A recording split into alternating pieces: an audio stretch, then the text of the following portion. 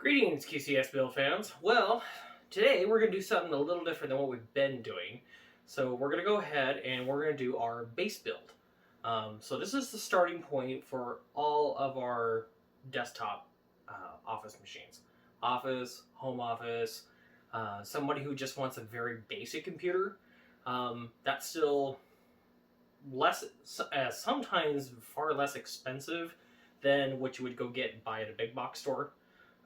That sells machines, and you get better equipment. So this is where we start at. So it all starts with our AsRock A320M HDV R4.0 revision 4.0 Micro-ATX board.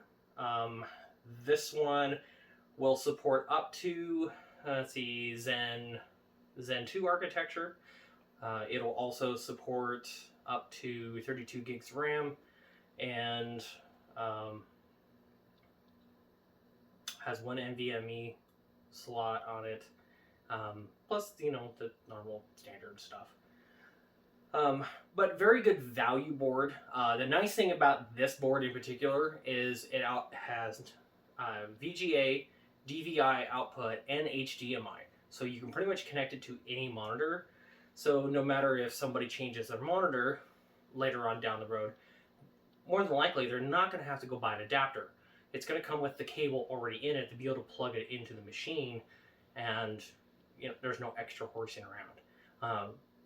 Awesome for a small business where you can constantly be moving equipment around a lot, changing monitors, changing peripherals, that kind of thing. And that way you don't have to be running out buying cables and stuff all the time. This one gets our Athlon, our AMD Athlon 3000G processor. So this is a dual core 4-thread part with Vega 3 graphics. It's ideal for business environment where you're doing a lot of desktop work, spreadsheets, let's see, Zoom videos or Zoom meetings, that kind of a thing. So it works really well for that, where you don't necessarily need a ton of graphics power, but you need enough graphics power to where, every time you move the mouse across the screen, it's not going to stutter every 5 seconds. And you can still run at least a 1080p monitor without any issues. 3000G is ideal for that. 8 gigs of crucial DDR4 RAM. We run this usually just single channel. This is a dual channel capable board. But really for an office environment, or even a home office environment, you really don't need more than 8 gigs most of the time. And in running in single channel mode, you're not going to be running video games or heavy video production loads or anything like that to where you actually need dual channel memory and actually get a big boost out of it. That's really noticeable. The other thing we do is we're going to have our PNY 240 gig 2.5 inch SSD drive, which will definitely boost the machine up so it doesn't run like a total slug with a mechanical drive. The other issue, it's only 240 gigs. Well, for realistically, most people don't need more than 240 gigs. Only time you need more than 240 gigs is if you're storing a lot of pictures. Then we would recommend you go to a 500. If you're storing a lot of video, okay, a lot of video or a lot of games, then you might need a 1 terabyte. Anything bigger than that, you're basically into a machine that is, for a lot of reasons, bigger than this starting point, and you're probably looking at a totally different processor, 16 gigs of RAM more than likely, bigger power supply, that kind of thing. So you're really kind of outside of the ballpark of this machine. This is going to go in our Rosewill FBM X2 case. We use this case a lot. It comes in two versions. This version actually does not have a power supply. That's why we have our Astro 450 watt power supply here by Apevia. Very good quality power supply for an entry-level power supply, basically. Really great reliability, has a 120 millimeter fan on it. It's super quiet, and really good durability. I've been using Apevia now for, holy cow, probably at least 5 years, in all of our mid to low-end entry-level builds, and absolutely have not had any issues. They are very rock-solid power supplies for the price that you pay for them. So I will recommend these all day long. The Astro, they make an Astro, a Venus, and I believe one and a Raptor. They're basically all about the same. The difference is how many SATA power connectors you're going to get with it, and whether or not it has a 4-pin 12 volt power connector, or it has a dual 4+4 or an 8-pin power connector. And that's really the difference between all the lower end power supplies from Vega. They do make some pretty decent mid-level power supplies, 600 watt, 700 watt in their Jupiter series. We've used those in our mid-level gaming builds. Actually, I have 2 of them that I've used, and very nice power supply for the money. When you need 80 plus, bronze certified or better, the Jupiters are bronze certified, and they work really, really well. Haven't had any issues. So, yeah, for a good budget power supply, Apevia is, I would recommend, the way to go. The other version of this particular case does come with the Rosewill 400 watt power supply, and those work really well too. Now again, as I've said in previous videos, there's only a handful of power supply manufacturers, and so the only difference between, say, a Rosewill power supply and a Apevia power supply, and if they're listening, they can correct me if I'm wrong in the comments below. But anyways, they're all basically built from a handful of factories around the world, and the base specs are about the same. The difference between one brand versus another is basically going to be if they have a specific specification that they want to meet for a specific use case or a marketing category or something like that. So that's really the big difference. So yeah, this one is the shorter body, so doesn't have the optical drive in the front. As you can see, it's totally flat in the front. Doesn't have an optical drive. It is vented on the sides in the front here, so it can support a front-mounted fan.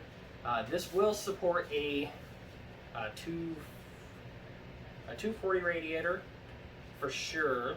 It might actually support a 280. I have to double check on that, but I know it will support a 240 for sure. But it does have a bottom-mounted power supply, so which in an office environment is ideal because it keeps it nice, and it keeps the center of gravity nice and low, keeps counterweighted, so that way the box isn't going to fall over. When you got desk, office chairs moving around on rollers and everything else, and if you kick the machine, it's not going to hurt it. So yeah. So, well, that's it for the hardware. Let's get to the build. Okay, welcome back to the Mod Mat, boys and girls. Here we go. So let's go ahead and get into this guy here. Take off our 2 side panel thumb screws, and voila. There's the front. Alright, so we got our book. This one does have USB 3 on it, so that's our bag of goodies. I'll set that over to the side. And okay, so there's all of our cables. It does come with some standoffs already pre-installed. One thing I do know for sure about the particular board we're using is this one here, we're actually going to have to move. And it's going to go one level up right here.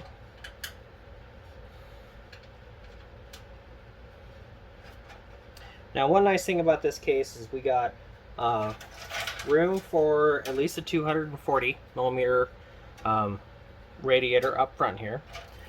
We've also got a 120 millimeter fan in the rear, and we have room for a 120 millimeter rad up in 120, 240 millimeter rad up on top. So you've got lots of options when it comes to this case and how you can build it out. And these cases without the power supply easily run less than 40 bucks.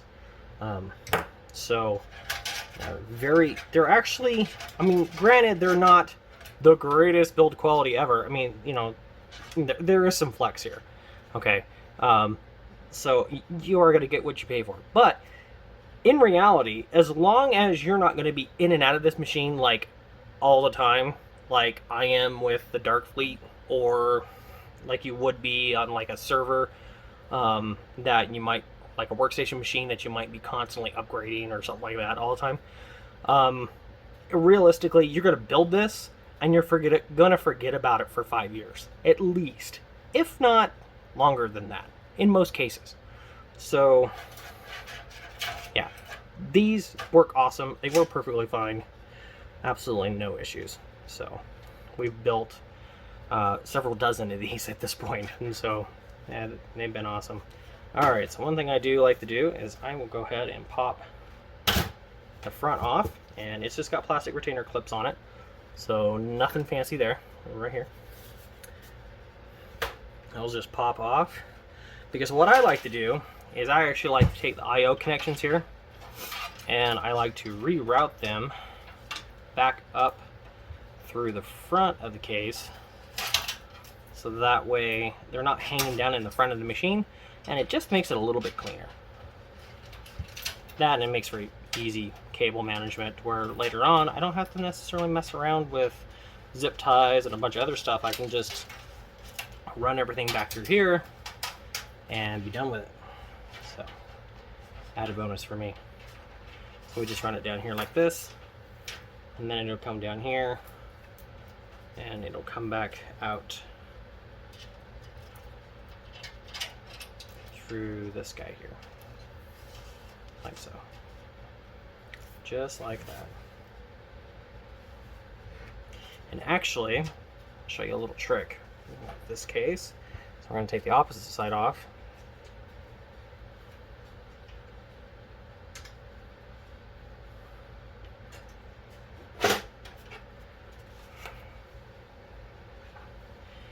And what I like to do is, you've actually got enough room right here where if you pull these cables back out, you can see that our back plate, or our motherboard tray, actually sits in the middle of these holes. So you can actually run these down through the back or through the front, and then down through the side like this, which is even better, especially where our HD audio will have to go all the way to the very back and the bottom of the motherboard on this. So blah blah blah blah blah. I can't speak. Okay. Bottom of the motherboard. Yeah, okay. I can see if I can. Yeah. Say that 10 times fast. All right. Just don't do it drunk. It might not be fun. Anyways. All right. So then we take our USB 3, and yeah, so a lot of times with this guy I will just drop it right through here like so, because if you I have in the past gone through and I have put it through this cut out right here. However, I have noticed it puts it at a really funky bend. It doesn't kink the cable, but it does kind of put it at a funky bend when you do that. So I just run it down through here. Normally I'll kind of lay it like this because it's going to come back through and it's going to plug in somewhere around here anyways. So it'll be just fine like that. Not for right now. It's just going to lay right there. So we're just going to get this nice and neatly tucked out of the way. There we go. Okay, so there we go. Alright, so you can see that keeps this all the cables nice and out of the way over here, and you don't have to worry about too much. So, and as long as you're not putting fans in the front, which in this particular case, I would have put fans in the front of this anyways. I would put fans in the back, for sure. But I would have put fans in the front because this guy is not super thick. So unless you were going to use low profile fans, it wouldn't, they wouldn't do you a whole lot of good because they'd be pushed all the way up to the front of the bezel here. Also, if you notice, there is a filter. There's a dust filter that's actually built into this. It actually can be removed. You can just take these two screws out here and actually just pull it out, because that's all these screws do is hold the dust filter in place. And get that back in its slot. So there you go. And in this particular model, the one rear fan is plenty. Alright, so we got our HDV A320M board. Alright, so there's our book, which also comes with our driver disc, which you don't need because you can actually download all this. You don't really need that if you were going to load Windows 7. There's our M.2 screw, which is going to go on our little tray with our collection of other M.2s. Backplane, SATA cables, which we'll need. Okay, and then the board itself. Now this summer I was building, holy cow, it seemed like I was building at least 1 or 2 of these a week this summer. So I built a lot of these machines. So I got it down to the point where I could pretty much build the entire machine in about half an hour. So did not take me very long.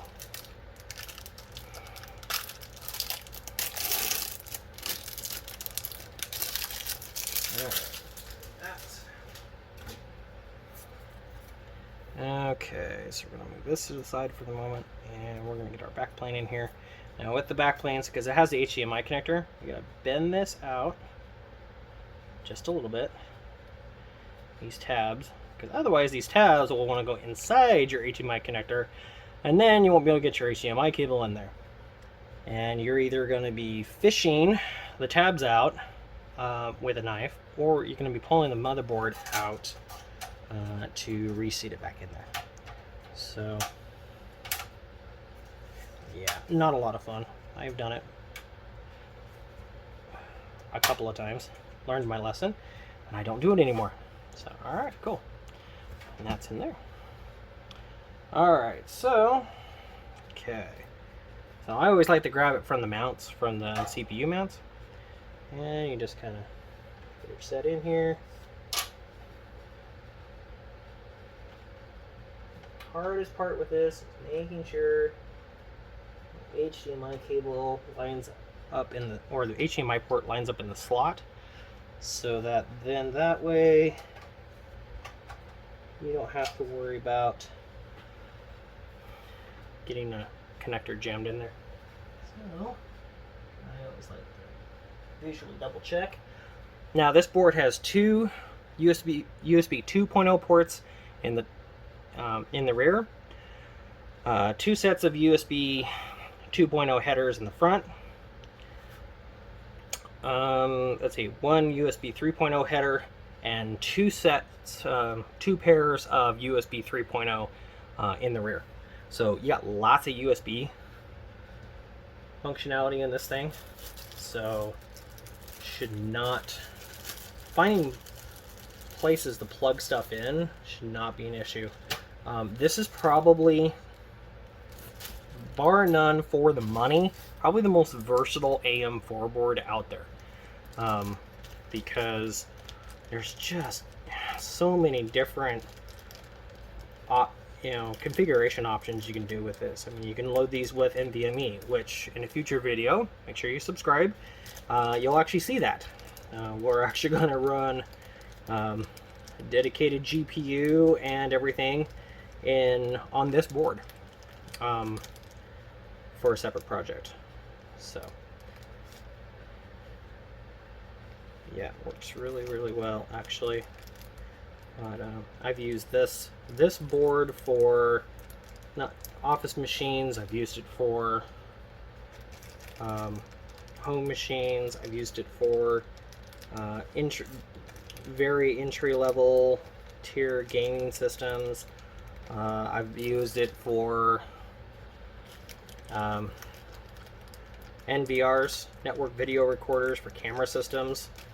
I mean, there's just a lot of options. I mean, you got 4 SATA ports on the front, 1 PCI Express 16 slot, 1 PCI Express 1 slot, and an M.2 that is Gen 3. So you just got a ton of options that you can do with this in a small form factor.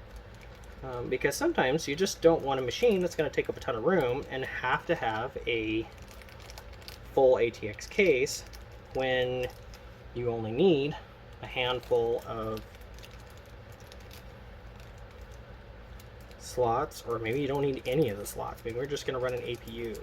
Maybe you're just going to run a 3400G or a 3400G, or you're going to run a 2400G or something like that. Then yeah, I mean, there's ideal use cases for a small form factor, and you're not going to pay the size, the shrink tax, as it were, for ITX, because most ITX boards are expensive. Because one, it's not as popular of a form factor, but also two, most of your ITX boards are semi higher end. So alright, so we're going to go ahead and get our screws in here. Alright, so I always put these in, I always run them down, and then I back them off just a hair, so that way I can still move the board around and get my screws lined up and get my motherboard positioned in the case the way I want it. Because I don't want it too far forward, because if you put it too far forward, then you're never going to be able to get the alignment tab in for an add-in card. And then if you put it too far back, then the screw, the retainer screw for your add-in card won't line up either. So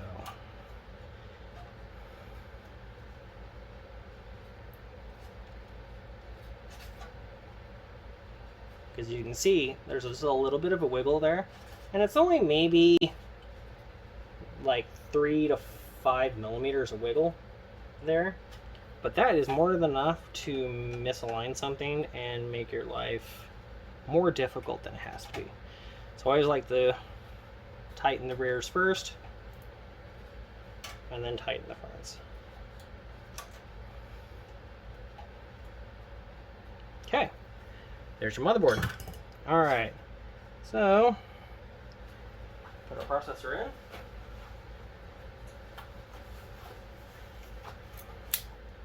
Alright, we'll put our processor in here.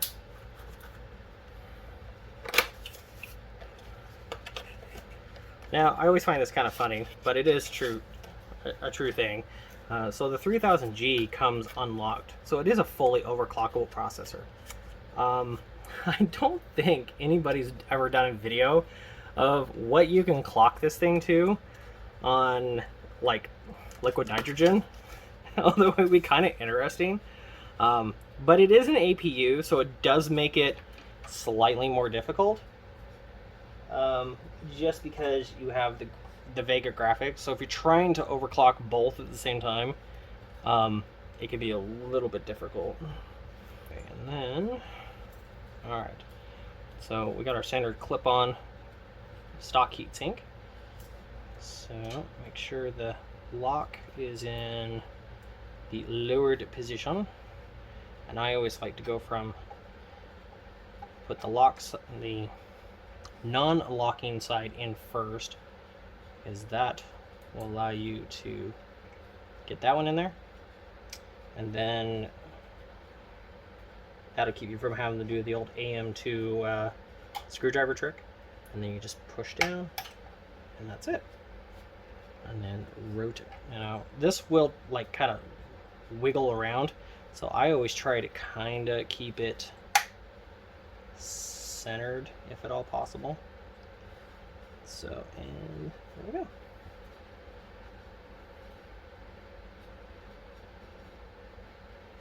Okay. And all right, so this one, whoops, I bumped you. Sorry. Okay. So this one, I actually like to take the cable, run it underneath here like this.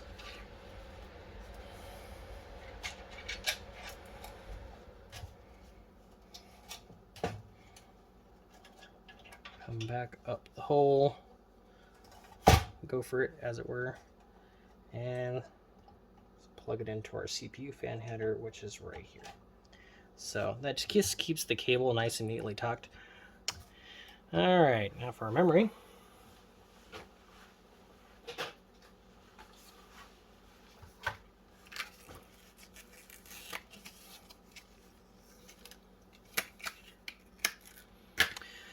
And we are using Crucial DDR4 2666. So 2666. We're using DDR4 devil memory. All right. No. But this particular memory is not very expensive, but it is very good memory. I've ran this in a 4-slot configuration for a 32 gig implementation, and it works great. Have had no issues with it at all. So, all right. Now, some of you out there are going to be going, "Oh, you should be running that in, dual channel because it's an APU and blah blah blah." This is a home business desktop, not a gaming rig. We don't need the graphics card or the Vega 3 graphics on this to work that hard. It's not gonna work that hard. At most cases, at video games go, this is probably gonna run solitaire. So, in most use cases, maybe it'll run Candy Crush. Ooh, that's like so graphically intensive, it's unreal. Not.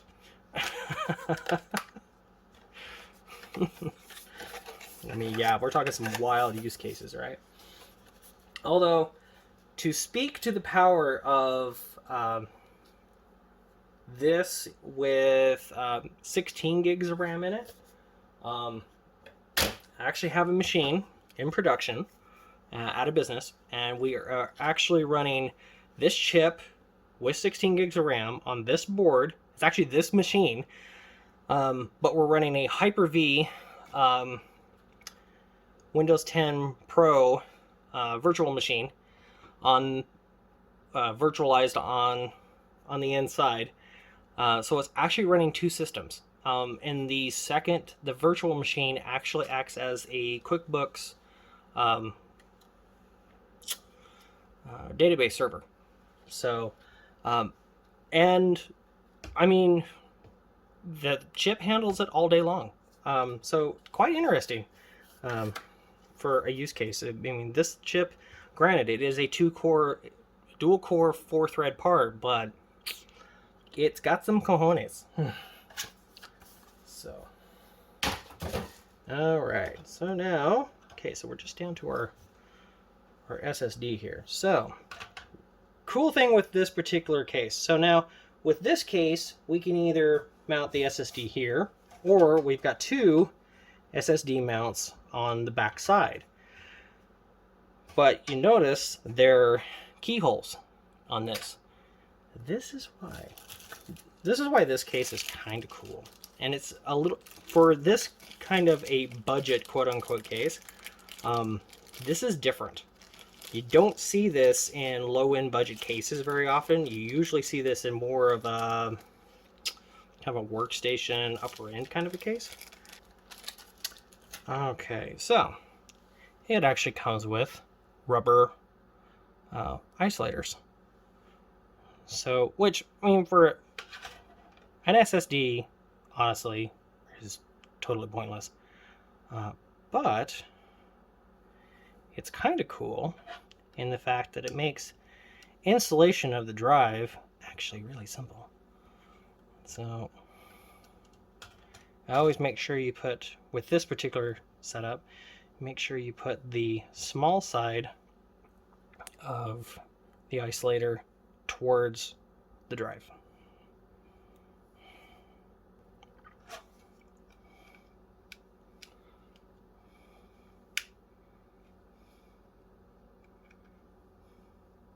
Oops. Rolled out of my fingers. Just trying to find me. Dang dang.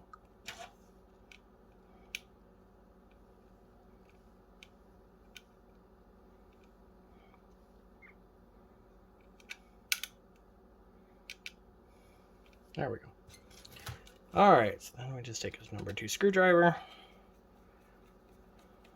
and run them in to snug. They do not have to be super tight. You will strip them out.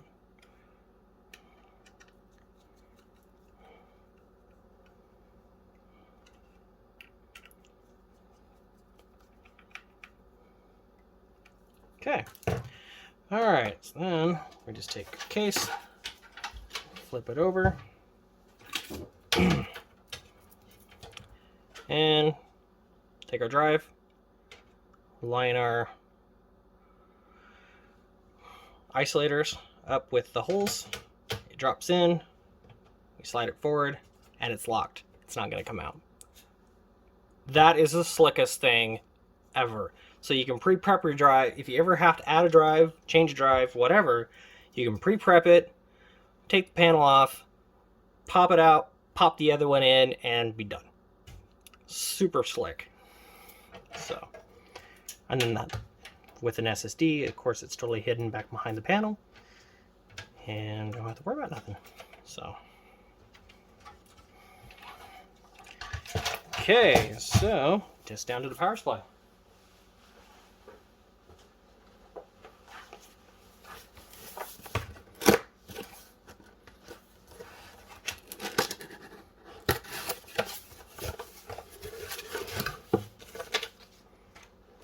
Okay, magic screws. I will give Apevia credit. They used to ship their power supplies with garbage screws, and they have since been really nice and upgraded their screws. Evidently, they changed vendors on those. So, job well done, Apevia. They're not using garbage screws anymore.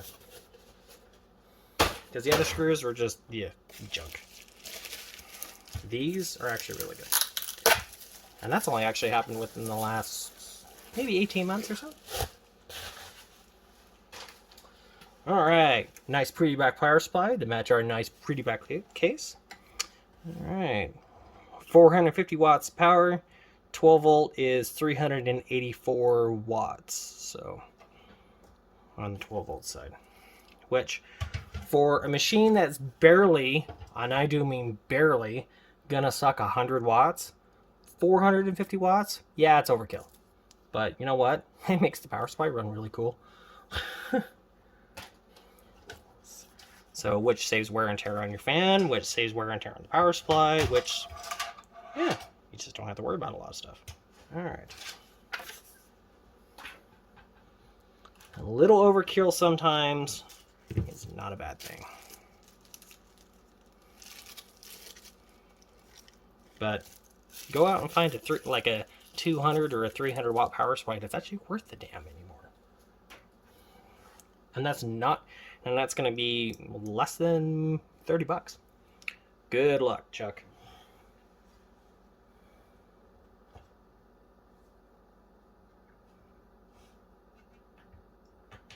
Okay, so the only one tricky thing with this particular machine is you kind of have to lift the power supply up a little bit to get it to line up in the holes when it's laying down like this. So, but otherwise, it will thread in really easily and you really won't have any issues.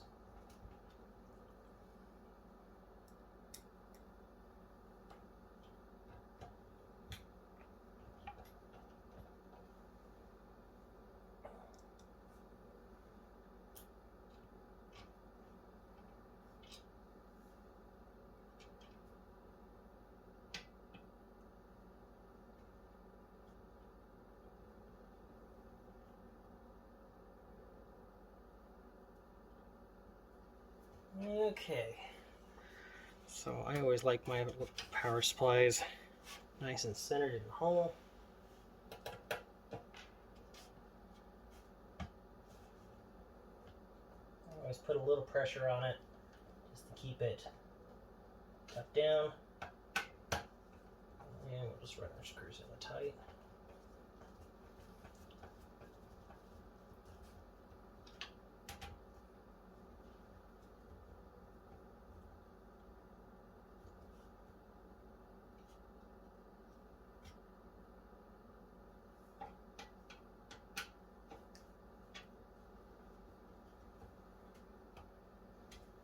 Okay.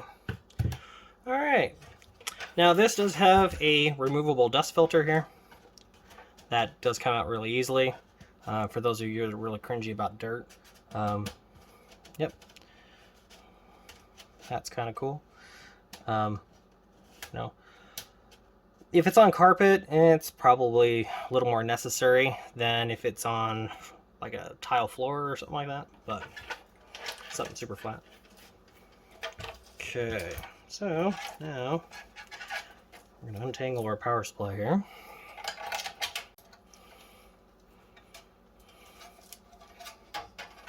And it is a non-modular power supply. Why is it non-modular? Because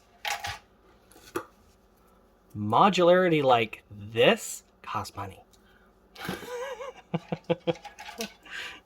So, and modular is only cool if you're going to do custom cables, or you're going to be constantly changing stuff like in and out all the time or whatnot. So, and this particular, the Astro here, we've got, we got one Molex and 2 SATA power connectors on this guy, 2 Molex, 1 SATA, and 1 floppy on this guy. Our ATX 24 pin, and this is a 4+4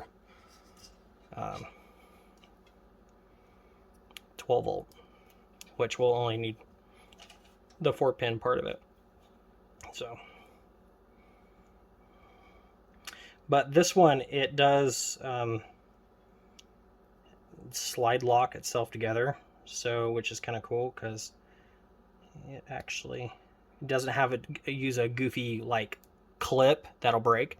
It actually slides locks together, and then you can't actually pull these apart because you can see it actually has a self-locking tab there. Very good design. All right, so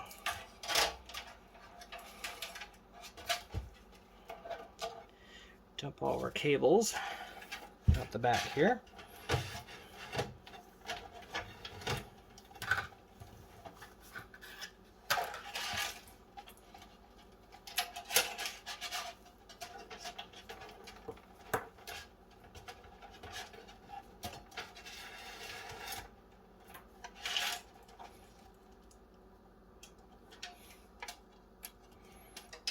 And make it easier to get it through a slot.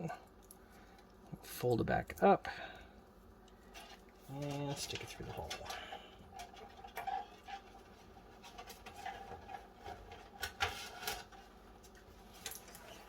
Okay, There we go. Alright, so first things first. Alright, so we're going to take our cables and I'll roll those over there.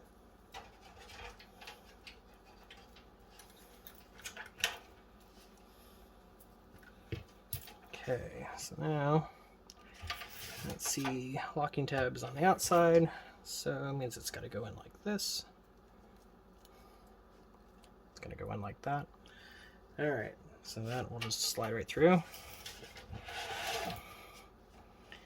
And voila.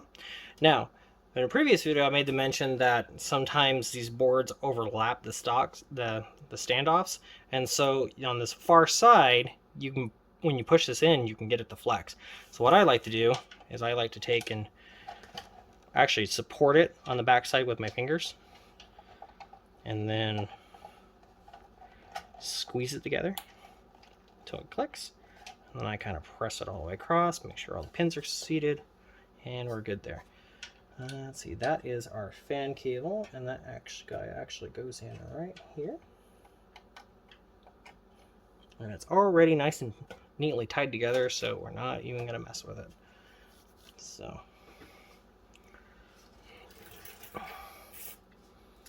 okay, now we'll do this guy. So we'll do our +4 here. So we're gonna undo it, and yep, we're gonna run it through the hole here.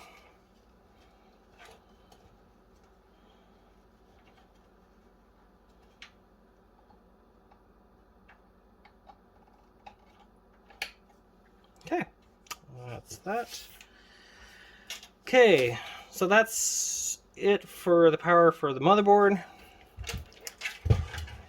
And at this point, then we just have to worry about power for our SATA drive, which, to get this nice and flat, because otherwise if we use this one, it'll kind of it'll sometimes kind of bulge on us because of the way it comes out. We'll use this one, okay, and then it'll just slide in nice and neat like that, and we're done. And then a lot of times what I'll do is, there is a 3.5-inch drive cage right here that'll slide out. It's actually slid off its, so there's that guy right there.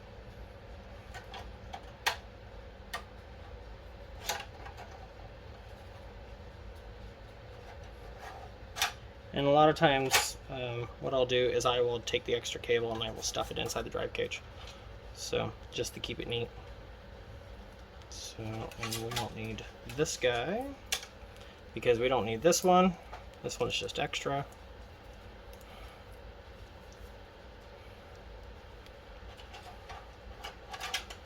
So we'll just stick that one there, and then that one's just extra. So we'll just roll it up in here. Okay, like that. This guy just kind of lays in here like so. Usually I will kind of do something like this with it. And this guy, occasionally, yep, there we go. We'll do it this way. I can slide it up underneath over here. That'll keep it locked in and out of the way, so then I don't have to worry about it. And then I got plenty of room to tie it down here later on. Okay, so all right, so then we got our USB 3, which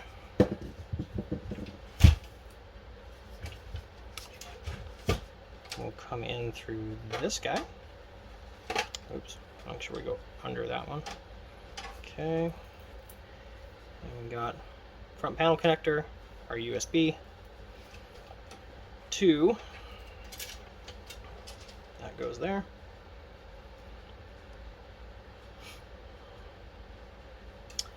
And Then we got our HD audio, which, yeah, I'll just run it up through here as well.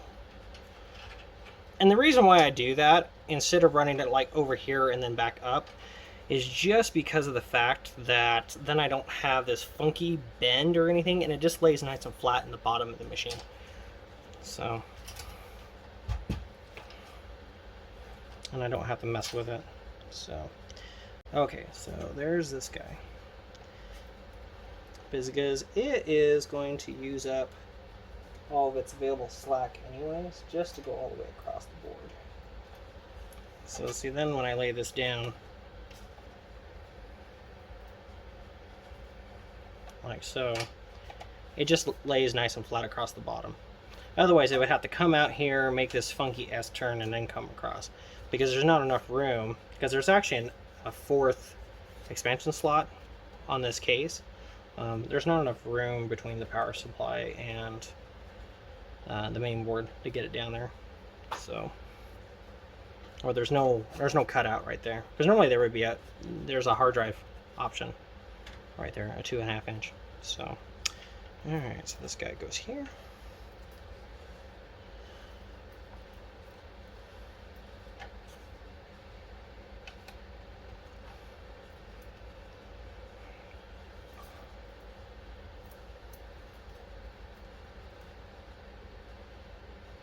That's our USB 3. And again, I like to support it because USB 3 sits really, really tight. So, alright, there's that. And, alright, so this is our front panel header right here. Do not confuse it with USB 3 or a USB 2 header because the alignment pin's in the wrong spot. Not that I have ever done that. Actually, I don't think I've ever done that. Come across. But if you take your cables, your headers here, and power switch reset, and you put them together like it's a USB 2 header, and then you plug it in, it goes in a lot easier. And usually, it just goes in one shot.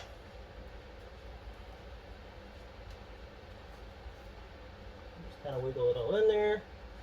Make sure everything's lined up. Make sure you got everything on the pins like you were supposed to. And voila. So then, we pull the excess back out. Everything will lay down nice and neat like that. And that's basically it. Alright, so we'll go through, clean this all up, get it nice and neat and tidy, and we'll fire it up on the screen and you can see how fast it loads Windows. Okay, take a couple shots here so you can see how it tidies up all nice and neat in here. There's the front. There's the back. You can also tell there's no bulge in the panel, so because we got everything kind of laid in there nice and neat. So, and there's the rear.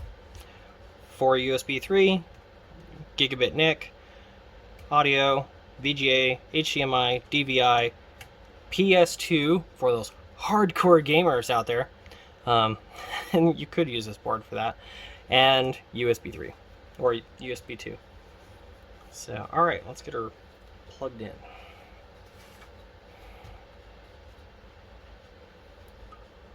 Alright, fire it up and go. It does very well if I do that. Don't do that. I'll fix that here in a minute. Alright, 8 gigs of DDR4 to 666. We'll see, we're up BIOS version 3.7, which is perfectly fine. Now 3.7, I do believe with this board is Zen 2 ready, so it will run. You could drop a 3600, a 3700X. Realistically, you could actually put a 5900 or a 5950 in this board. I don't know why you would. That's a little overkill. For this particular board, but it would run it as long as you weren't going to overclock it. But yeah, so all right, well, let's get our SSD installed. Okay, so we're back in the BIOS, and if we go all the way over here to boot, nope, exit, we can see our PNY CS900 240 gigabyte SSD. So there you go. All right, so we're gonna save that. We're gonna boot. And we're gonna open this.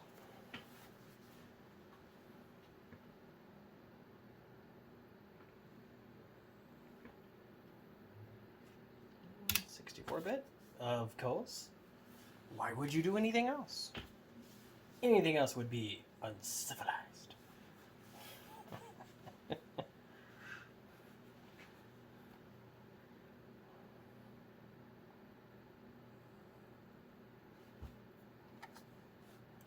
Alright, next. Install.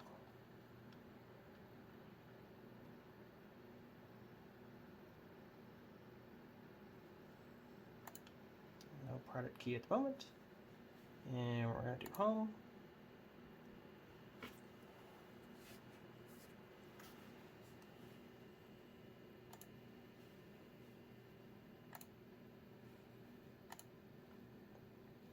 And there's our drive.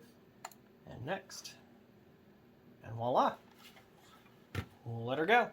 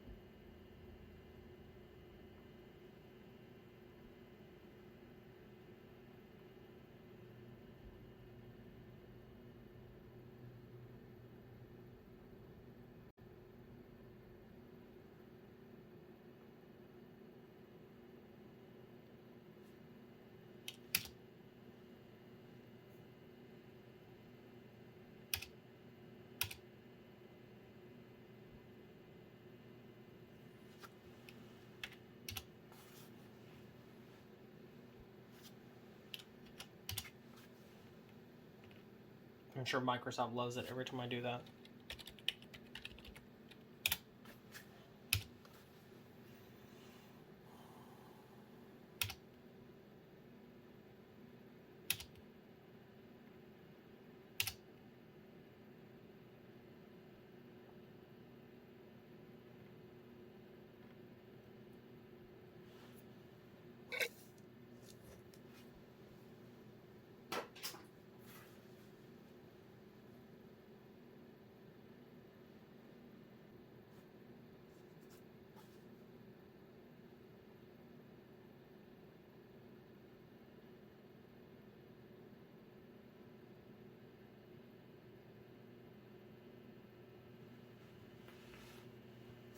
and desktop. That's it, ladies and gentlemen. So we'll go ahead and load updates on here. We'll get drivers loaded, and that'll be it. So, questions, comments, concerns, leave those at the bottom. Like, share, subscribe. We always take new subscribers. Stay tuned for another build. We're going to do similar setup to this, except we're going to do a different processor. We're actually going to do the mysterious unicorn processor known as the AMD 1600AF Ryzen 5. Woo! Yeah, that's right, I found some. So we're going to do that. Those are actually going to get Quadro cards because they're kind of for a special little project for a client. So, let's see, what else we got going on? Oh, we have a new NVR network video recorder set up. The one we built for a client, they've outgrown it, and they're going to add more cameras, and so now we need to make their NVR way bigger. So stay tuned for that one, because that's going to be a Threadripper build. That one's going to be pretty cool. Let's see. Other than that, that's pretty much it for now. That's coming to you soon. So like, share, subscribe, and we'll catch you later. If you would like one of these machines, let us know. They come with a 1-year warranty for an as-built. Right now, at time of filming, we sell these for $450 US. So if you would like one, or one similar to it, or you would just like a quote to see what we can do for you, give us a call. Number's on the screen, and talk to you later. Bye for now.